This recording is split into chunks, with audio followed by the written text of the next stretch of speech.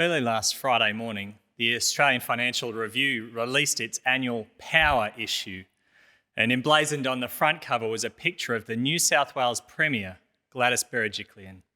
She was recognised, along with three other state premiers, to be the most powerful person in the country this year. And I'm sure that many who picked up the story on that morning would have agreed. The only problem was that, surprisingly, by 1 p.m. on Friday, the cover was out of date. Gladys was no longer Premier. She'd given up her power because of a pending ICAC investigation. I can only imagine what it was like in the Australian Financial Review offices last Friday as they realised that a person who they thought was powerful at the start of the day was suddenly powerless. And as the cover of the Power issue was quickly changed from Gladys to a QR code. What the Australian Financial Review went through last Friday is like what we might have gone through with God. At one point in our lives, we might have thought God was powerful. But over time, through big and small experiences of life, our impression of him might have changed. We might have become familiar with God. We might have assumed we know what he's like. And in the process, we might have ignored the awkward bits and held on to the cuddly bits, holding on to his love for us while taking other aspects of him a bit lightly, taking for granted his power and his holiness. This was certainly the state of mind for God's people Israel in 1 Samuel chapter 4 last week. As we heard last week, Israel taking God lightly was seen in their treatment of the Ark of God's covenant. And we remember the Ark was a golden box, a God-given symbol of his power and his presence with his chosen people, Israel. It represented his rule and his relationship with them. But even though the Ark represented God's power and his presence with his people, at the end of chapter 4, it looks powerless and it's no longer present.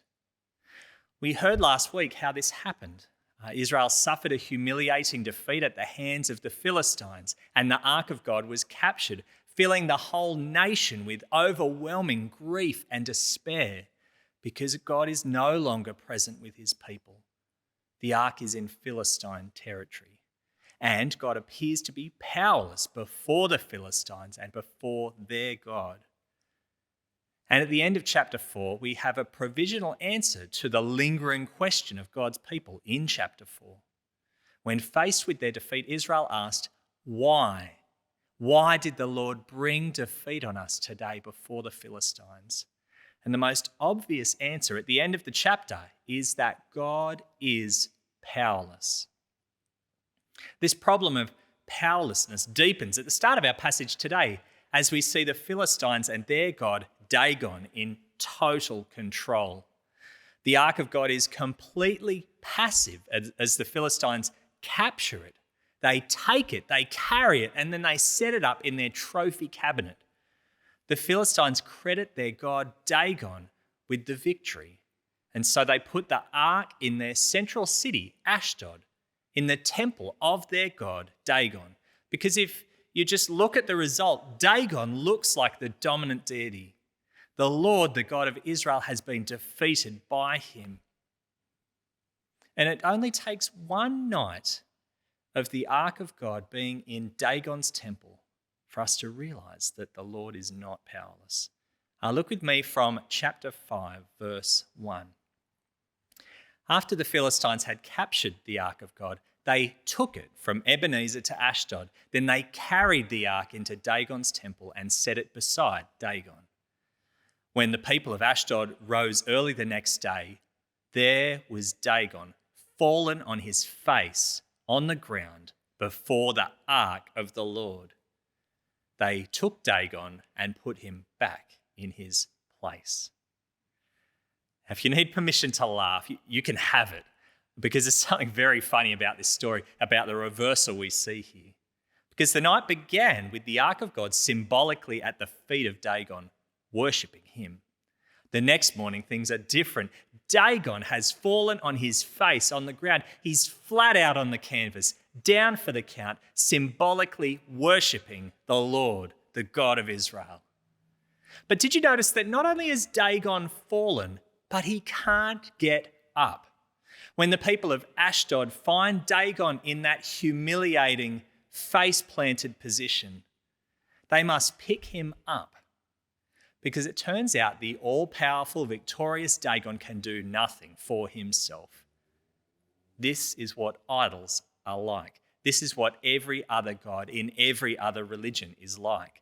They need their worshippers to do things for them, to feed them, to bring things to them, to move them, to act in the world on their behalf. And the truth is, if your God is dependent on you, then you're not worshipping a God at all. You're worshipping something else. Our God is different. He is not like Dagon. He is not like other gods. He is the one and only true and living God. And he doesn't need anything from us. He doesn't need us to do things for him. Yes, he graciously chooses to work through humanity. Yes, he invites us to worship him for our good and for his glory, but not because he needs us. And he invites us as his worshippers to partner with him in what he's doing.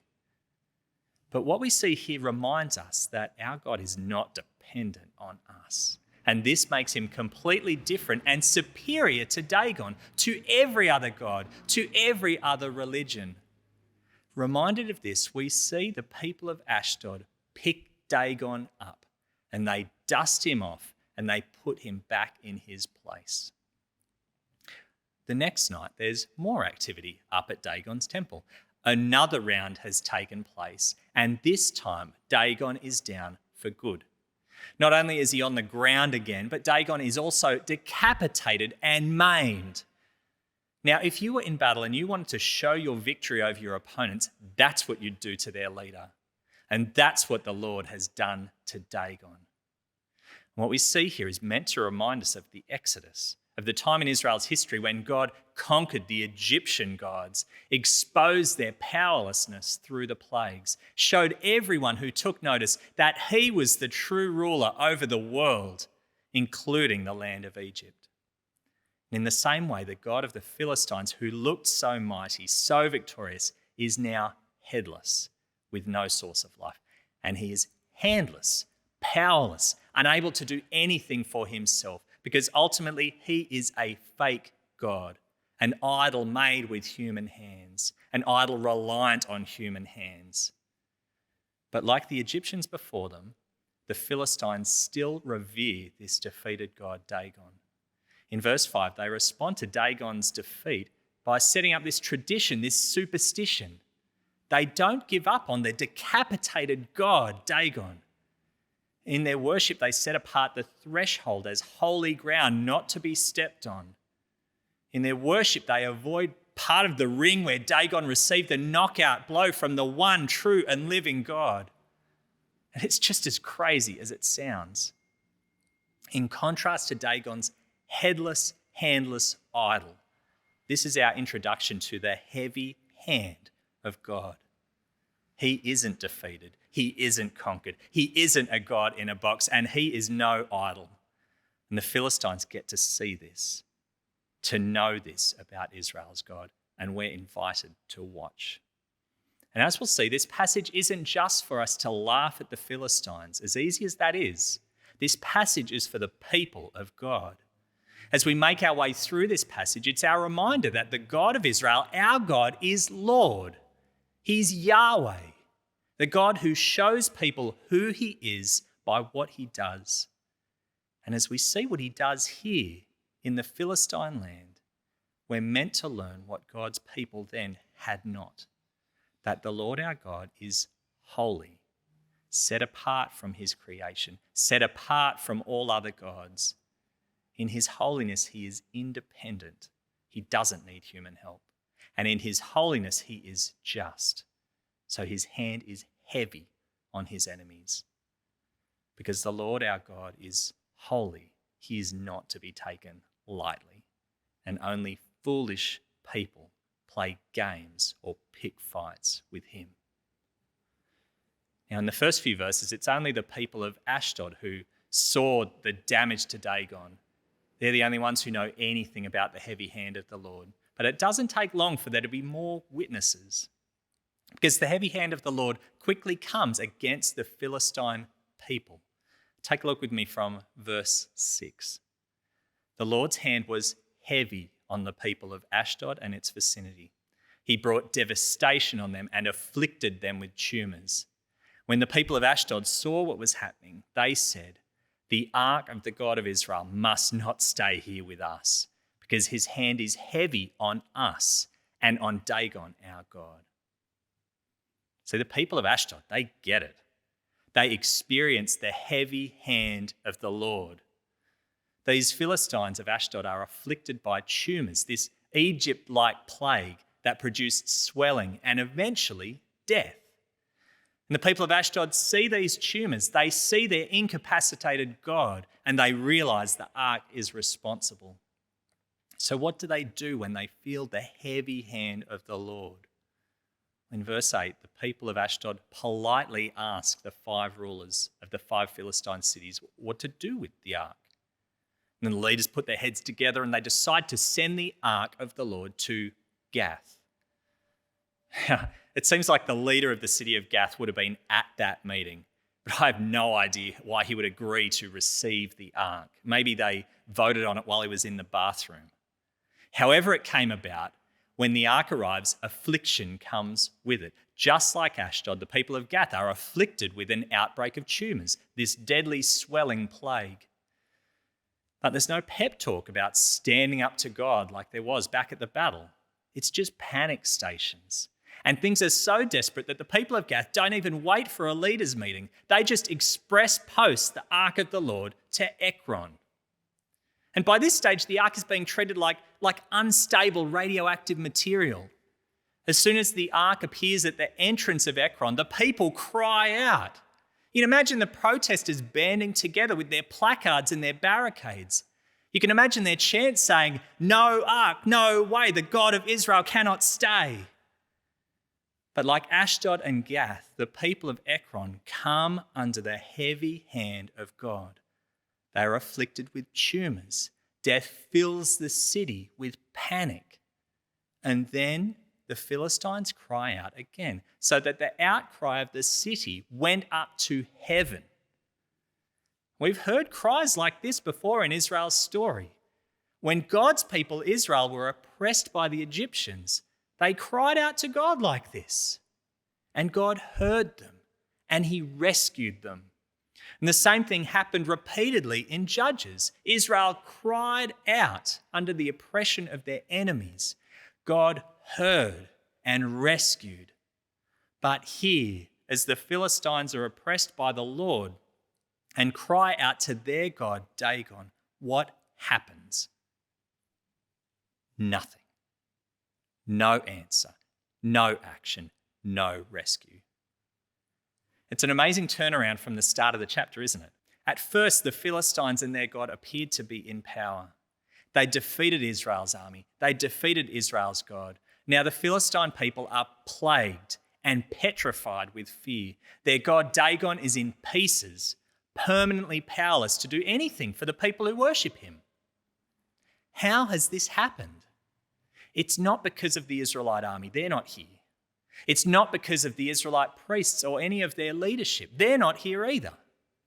This reversal has happened because the Lord, the holy God, has shown up, and he has single-handedly defeated his enemies. After 7 months under the heavy hand of God, the Philistine rulers, they run out of options. After seeing his power, they know they can't beat God, and they don't want to join God. And so what do the Philistines do? Well, they copy the Egyptian Pharaoh's playbook for dealing with the God of Israel and his people. They realize the only hope for the Philistine nation is to get rid of God, to send him away, to arrange an exodus for God, just like the exodus of his people out of Egypt. The hope is that if they do it right, they can get back to living life their own way without the Lord. And so at the start of chapter 6, the Philistine leaders ask the Philistine religious experts what to do. What's amazing is that as the plan unfolds, the Philistines still aren't willing to accept, without a doubt, the power of Israel's God. That it's the heavy hand of Israel's God that has brought them down. They're still open to the possibility that it's all just a big coincidence. And we see that it's in the failure-prone plan to carry the ark back to Israel. Because cows that have never been yoked, they're not going to be cooperative. By nature, they won't work together. For animals to be yoked and to do what they're meant to do, they've got to be broken in. They've got to be trained to do that. And cows who've just given birth, they're not going to move very far. By nature, they're going to want to stay with their calves to feed them the milk that they need at that stage of life.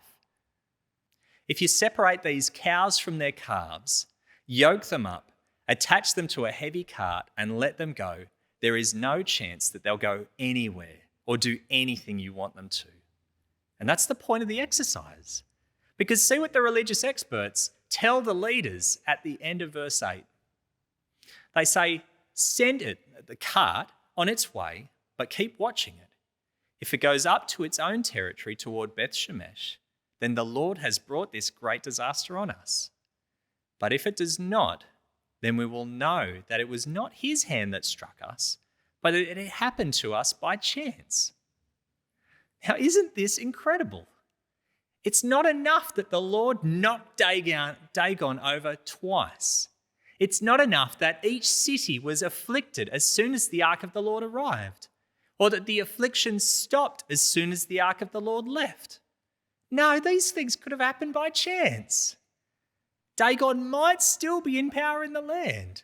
The Lord might still be powerless. So let's stack the odds and make the Lord do the impossible to prove himself, to prove his power. And in verse 12, he does. Verse 12, chapter 6, look at it with me. Then the cows went straight up toward Beth Shemesh, keeping on the road and lowing all the way. They did not turn to the right or to the left. The rulers of the Philistines followed them as far as the border of Beth Shemesh.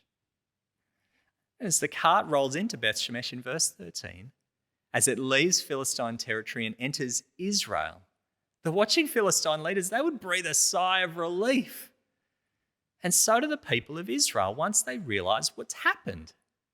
Because the only thing they expected to hear from that road was the sounds of battle.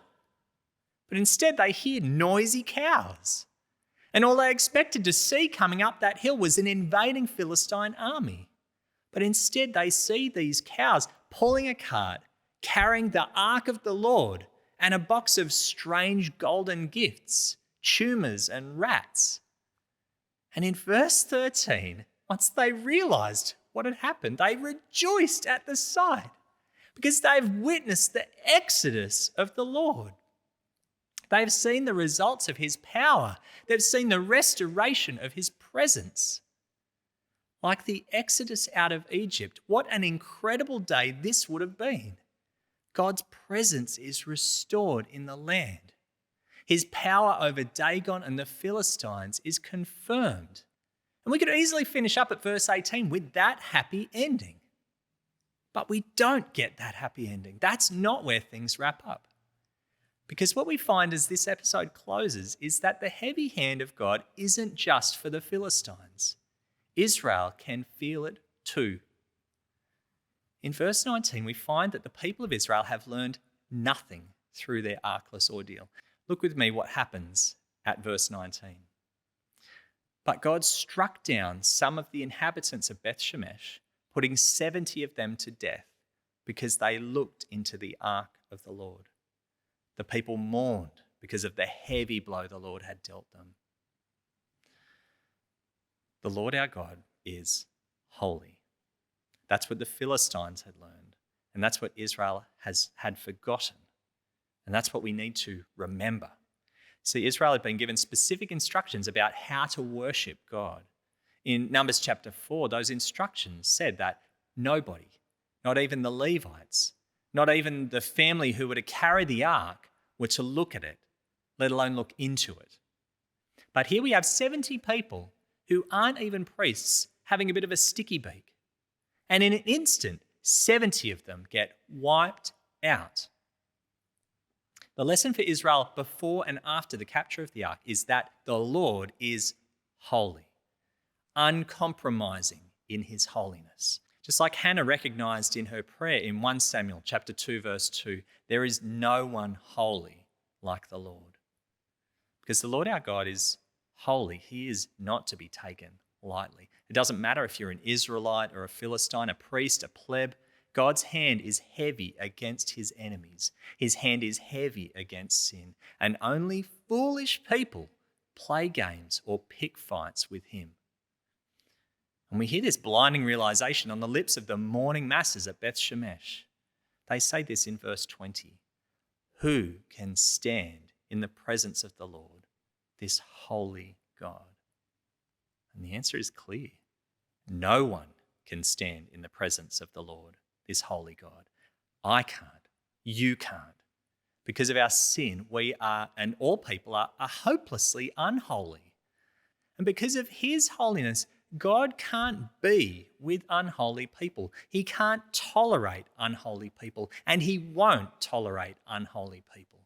His hand will fall on unholy humanity, just like it fell on Israel, on the Philistines, on the people of Beth Shemesh. This is the uncompromising holiness of God. The truth God shows us about his holiness in this passage is incredibly important. If we don't grasp the uncompromising holiness of our God, we won't get the gospel. We won't understand the cross, and we won't see Jesus as our Saviour. Alongside the uncompromising holiness of God in this passage, we also get a glimpse of something extraordinary. Even though our God is uncompromisingly holy, and he knows the unholiness of his people, what did he do? Even though people rejected him, rebelled against him, replaced him with other gods, played games with him, took him lightly, what did God do? In his love and mercy, he came back to be with his people, to save his people. And this is a picture that hints at what our holy God has done for us in Jesus.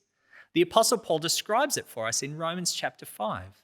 He writes this, "You see, at just the right time, when we were still powerless, Christ died for the ungodly.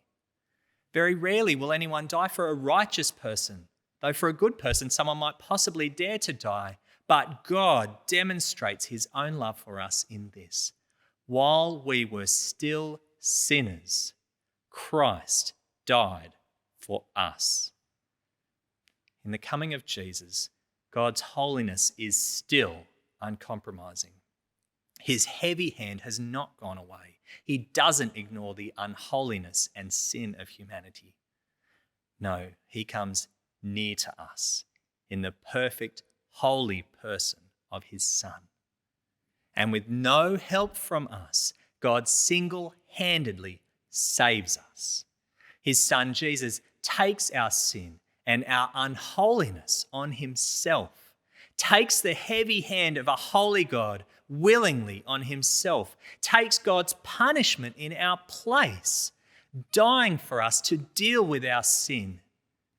And when God's heavy hand of judgment fell on Jesus at the cross, something incredible happened. God's heavy hand will never fall on you or me or on anyone who trusts in Jesus ever again. Now, these are always precious truths for God's people, but they are even more precious as we come to terms with the power and holiness of our God. And they are truths worth singing about. And so after hearing of all that our God has done for us, let's respond by singing before the throne of God above. Let's sing together.